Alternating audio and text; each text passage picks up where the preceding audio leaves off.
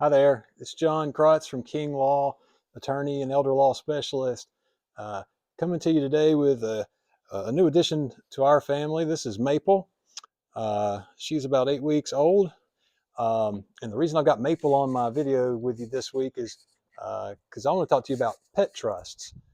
Clients talk to me from time to time about, what's the best thing to do with your pets when you're doing a will or an estate or a trust. Um, and funny thing is, North Carolina actually does allow pet trusts. A lot of states do. There's some really good benefits to doing that. So if you're interested in providing for your fur babies, a pet trust is a good way to do that.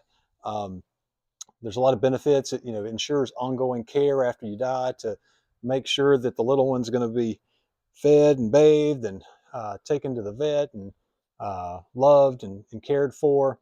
Um, Make sure that there's funds available for the pet's needs to pay for all that stuff, because we know pets do come with a cost, but they're so worth it. Um, we also want to appoint a trustee to oversee the management of the trust, to make sure that if there's funds set aside, that those are being used responsibly, and that there's a responsible caretaker who may or may not be the same person as the trustee, but that the pet or that the pet's in good hands.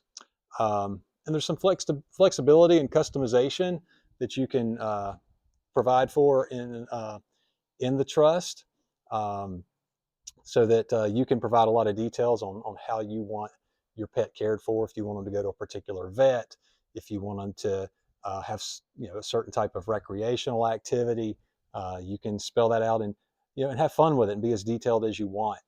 Um, Doing this can avoid some probate delays. You don't want there to be any lag time during which uh, your your your pet's not being cared for, or isn't getting as much care as they could if you had otherwise planned things out. Um, and can provide for misuse of funds to ensure that that you've got that money set aside specifically to take care of your animal, and make sure that they're cared for the duration of their lifetime. Um, there is North Carolina law that specifically allows for pet trust, and you got to specify which pets are covered. Specify again the trustee who you want to manage things, um, and ideally, again, you will fund the trust with a certain amount of money or a certain percentage of your estate.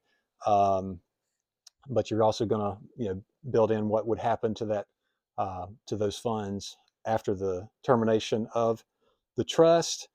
Uh, you want to make sure you designate the caregiver, of course, so that there's one or more people that you have set up who are going to be responsible for your pet. Um, and like I said, distribution plan for the remaining funds.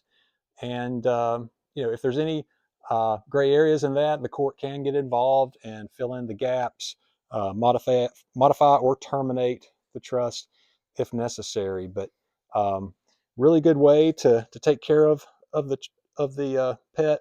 And this is something that doesn't necessarily even have to be separate from your will. This can be built into your will, or if you have a living trust, it can be built into the trust to provide for one or more of your fur babies. So if you're interested in pet trusts or in any other aspect of estate planning or elder planning, give us a call at King Law, and we'll be happy to help.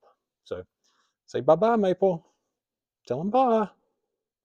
All right, thanks. We'll see you next time.